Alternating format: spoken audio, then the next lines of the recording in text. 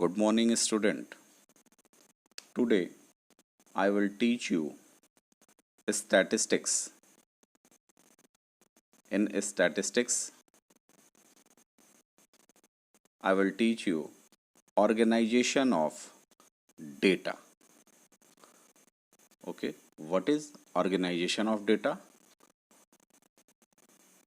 Organization of the data refers to the arrangement of figure in such a form that comparison of the mass of similar data may be facilitated and further analysis may be possible.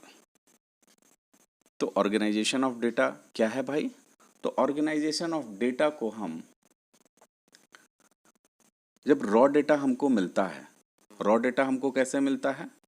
तो हमने previous class में देखा था collection of data में कि हम primary कुछ data होता है और कुछ सेकेंडरी डेटा होता है। तो ये जो प्राइमरी डेटा और सेकेंडरी डेटा से हमें एक डेटा मिल रहा है, वो डेटा क्या है? वो रॉ डेटा है। जस्ट हमने इसे कलेक्ट किया है, वो क्या है कैसे है ये हमें पता नहीं है। उसको एक सीक्वेंस में रखना ऑर्गेनाइजेशन ऑफ डेटा कहलाता है। उससे हमें फ़ायदा क्या मिलेगा?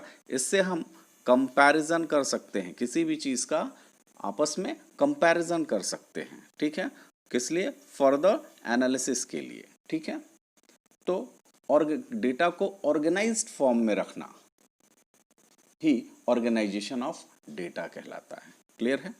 अब ये जो ऑर्गेनाइज फॉर्म में डेटा होगा, जैसे कि हमने मार्केट में गए और मार्केट से हमने बहुत सारा सामान खरीदा, तो ये जो सामान हमने बहुत सारा खरीदा वो हमारे लिए एक रॉ डेटा हो गया कि हमने 20 सामान खरीदा। ठीक है, और जब वो 20 सामान हम लेके आते हैं तो फिर घर पे लाके हम उसे ऑर्गेनाइज्ड करते हैं, उसे एक संगठित रूप में देते हैं कि हाँ ये किचन का है, ये सब्जी का है, ये कॉस्मेटिक का है। इसको ऑर्गेनाइज कर रहे हैं, इसे क्लासिफाइड कर रहे हैं हम। ठीक है, तो क्लासिफाइड करके हम अलग अलग कर लेंगे तो इससे हमें क्या होगा कि कंपैरिजन करने में या कोई भी फर्दर एनालिसिस करना होगा उसमें हमें आसानी होगी।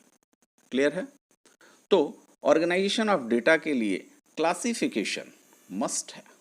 ठीक है, क्लासिफिकेशन क्या है?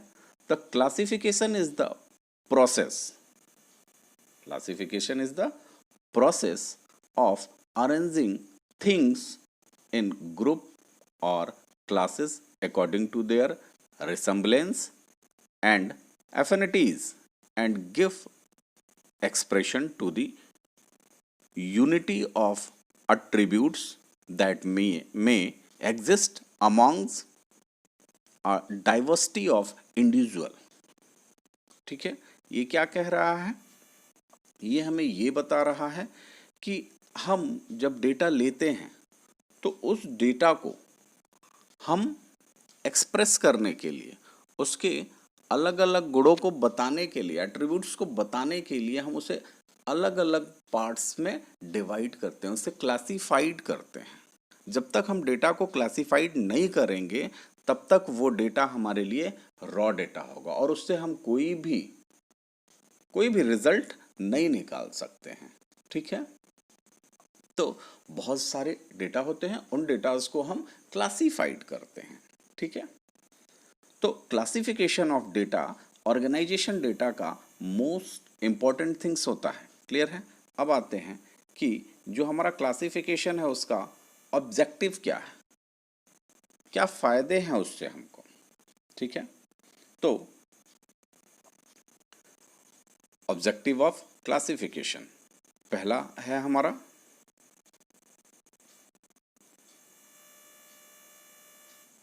Simplification and ब्रीफनेस।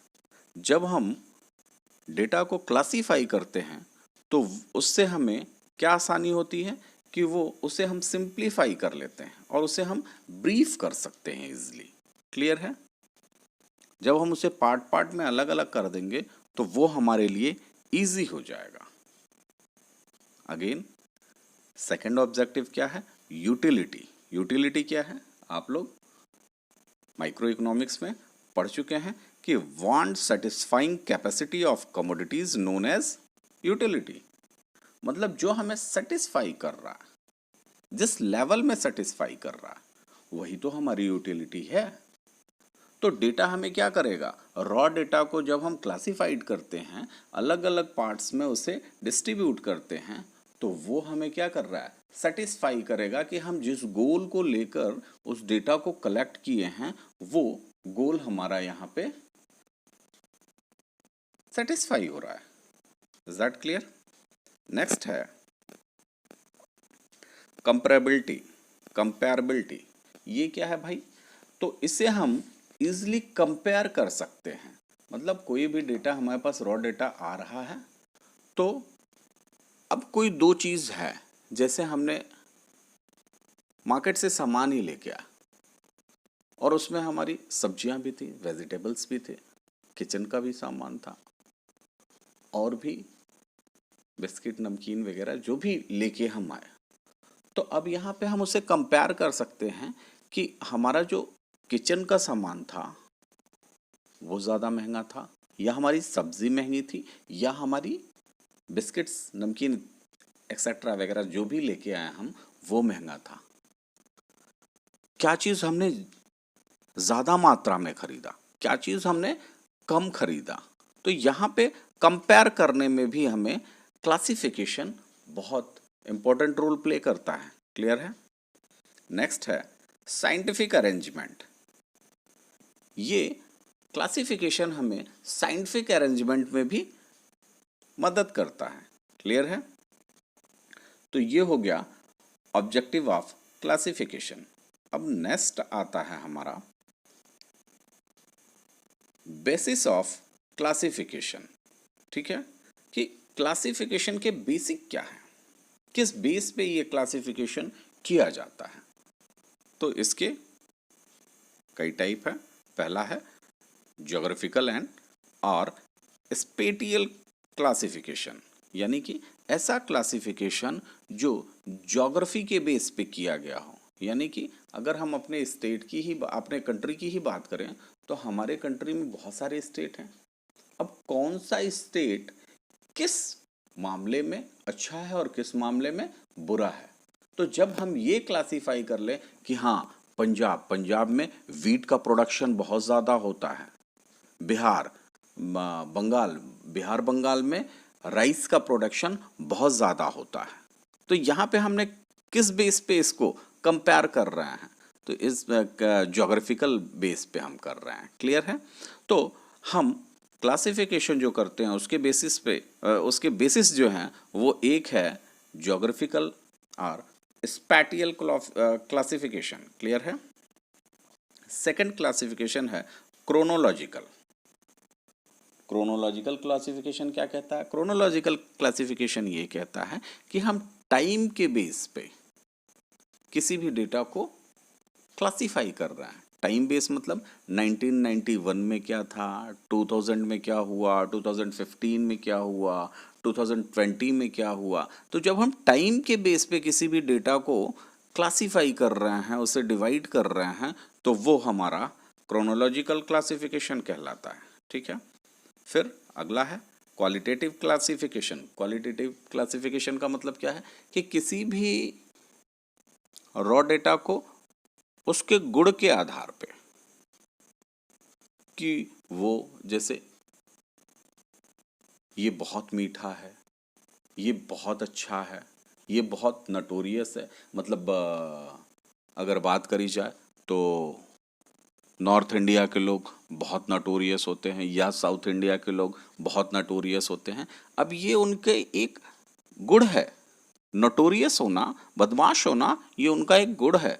तो क्वालिटेटिव आधार पे जब हम क्लासिफाई करते हैं तो उसे क्वालिटेटिव क्लासिफिकेशन कहते हैं। And last one is quantitative classification.